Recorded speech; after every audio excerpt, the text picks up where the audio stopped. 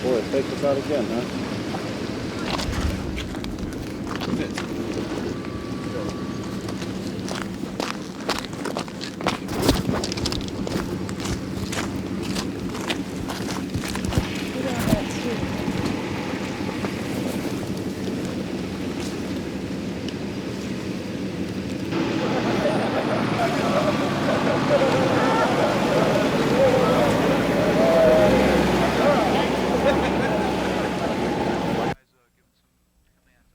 Parade.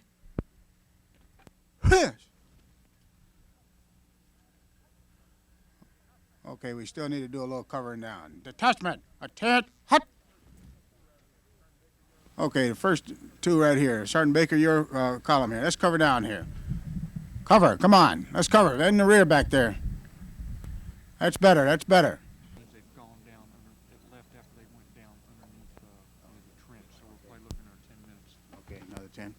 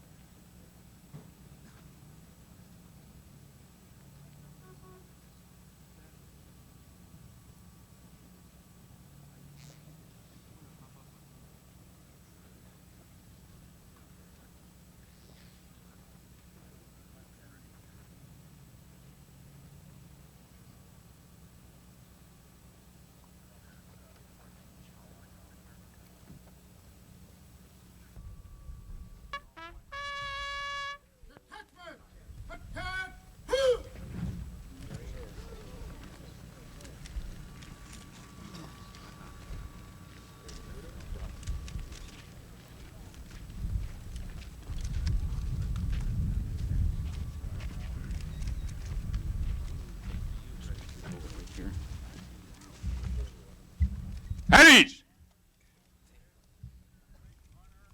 It is a distinct honor and pleasure for me to welcome the President of the United States to the 2nd Infantry Division, the most forward deployed and combat-ready division in the United States Army. Warriors, the President of the United States. Thank you very much, Colonel. It's an honor for me to be with you. And as you see this morning, the first thing when I got here, somebody made sure that I would be dressed in what the well-dressed man American is wearing. And I'm very proud to have that. Somebody asked me if I'd be safe up here so close to North Korean troops. And I said, I'll be with the 2nd Infantry Division. You know, this prompts a story, and I can't help but tell it. Back in World War II days, a young draftee was complaining about some of the methods of the Army and the way the Army did things, and was asking an old regular Army sergeant about this, and the regular Army sergeant said, son, look, if you were in charge of a brand new country and you were creating your Army for that brand new country, and you finally got a division created, what would you call it? And the kid said, well, I guess I'd call it the 1st Division. He said, well, in the United States, they called the first one the 2nd Division. And he said, when you understand that, you'll understand everything there is to know about the Army. Well, this has been an experience that I will always remember. There's no better proof of the relationship between strength and freedom than right here on the DMZ in Korea. You are in the front lines of freedom, and I want each of you to know that I bring you warm greetings from your family and your friends back in the States. And I bring something else too, the gratitude of 230 million Americans who told me to tell you, we love you, 2nd Infantry Division. You stand between the free world and the armed forces of a system that is hostile to everything we believe in as Americans. The communist system to the north is based on hatred and oppression. It brutally attacks every form of human liberty and declares those who worship God to be enemies of the people. Its attack against the leaders of the South Korean government in Rangoon made clear what kind of enemy you face across the DMZ.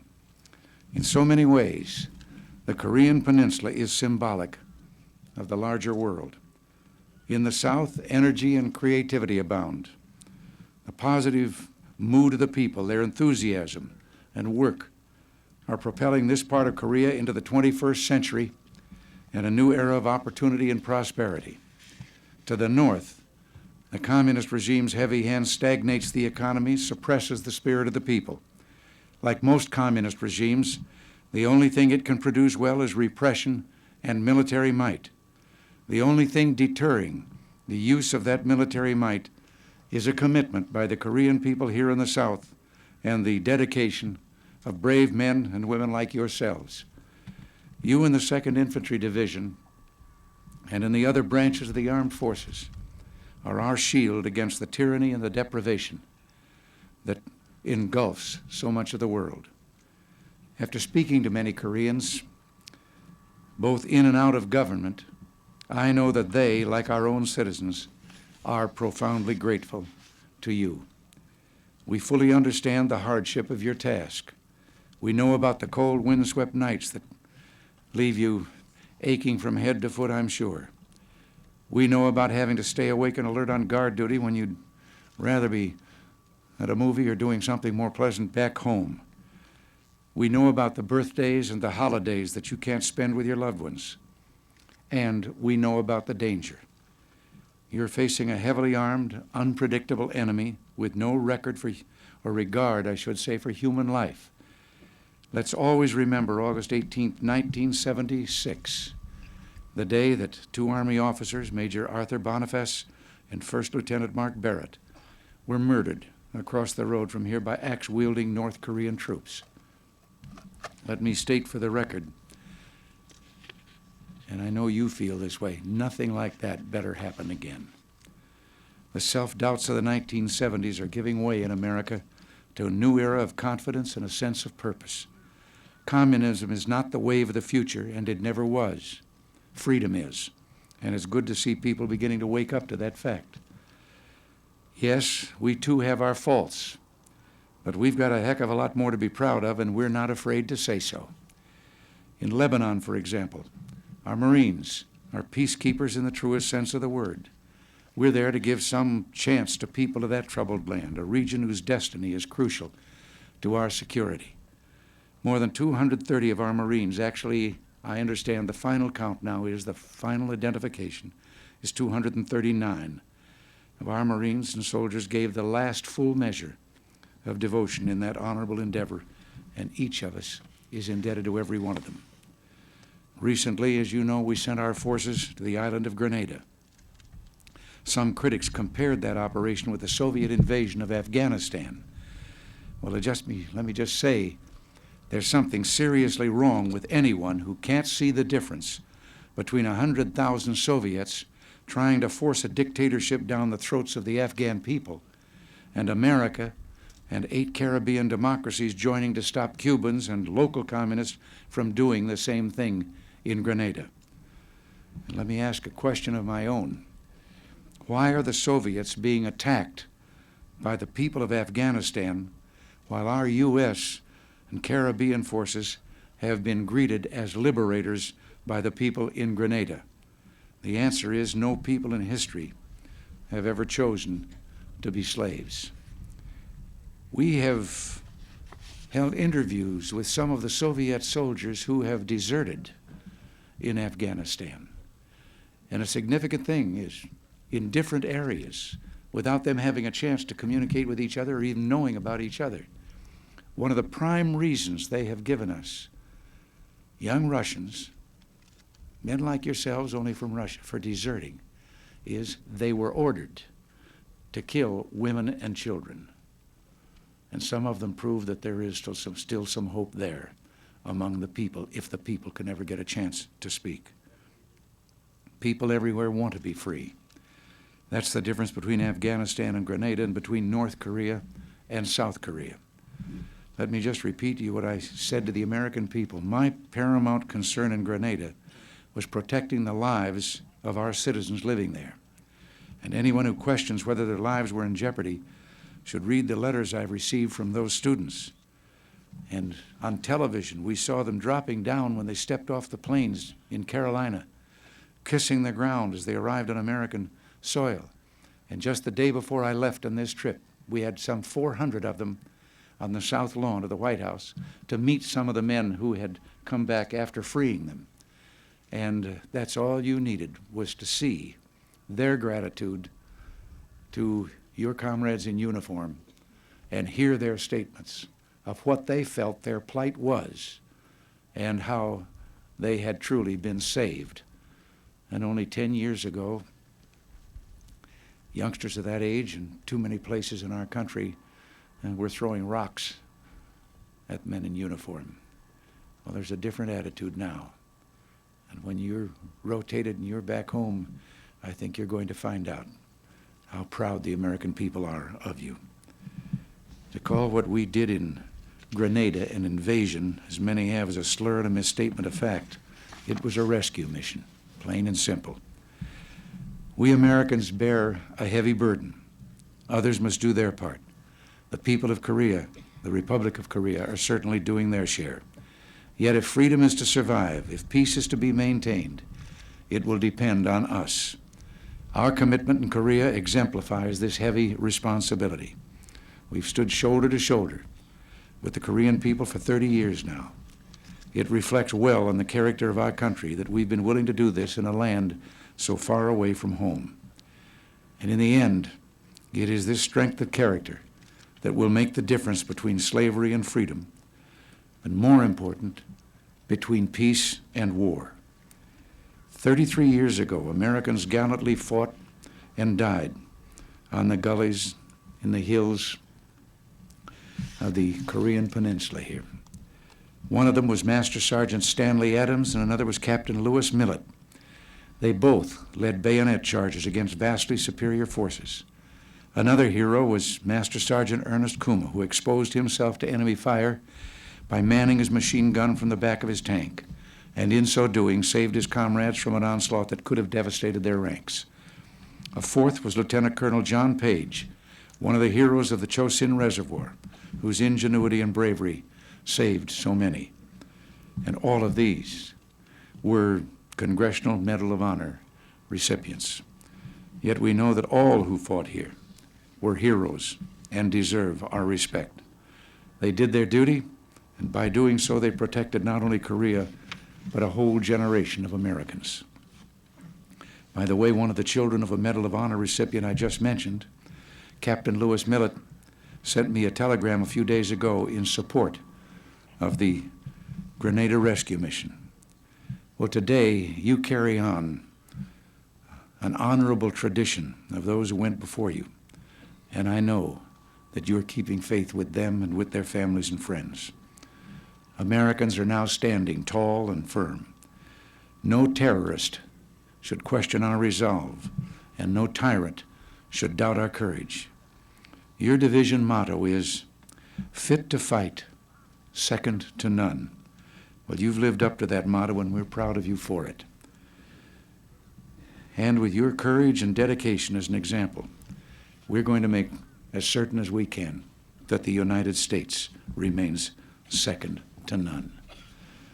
I have never been as proud as I am right now, and from what I've seen here. And I know that in spite of what I said about our people back home, I'm not sure that very many of them realize that you aren't just sitting here doing some kind of garrison duty. And I'm going to do everything I can to make sure that the folks back home know what you really are doing. So, soldiers of the 2nd Infantry Division, God bless you and God bless America. Thank you. Thank you, Mr. President. Warriors, ditch, hunt!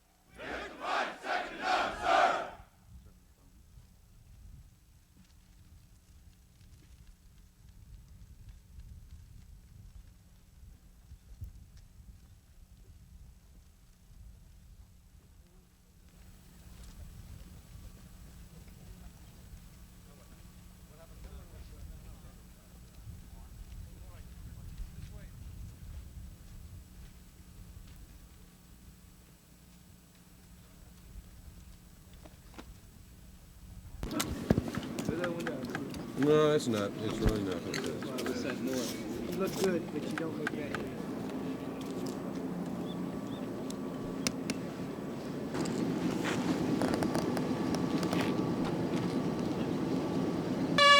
Company! Attach! Halt! Present! Halt!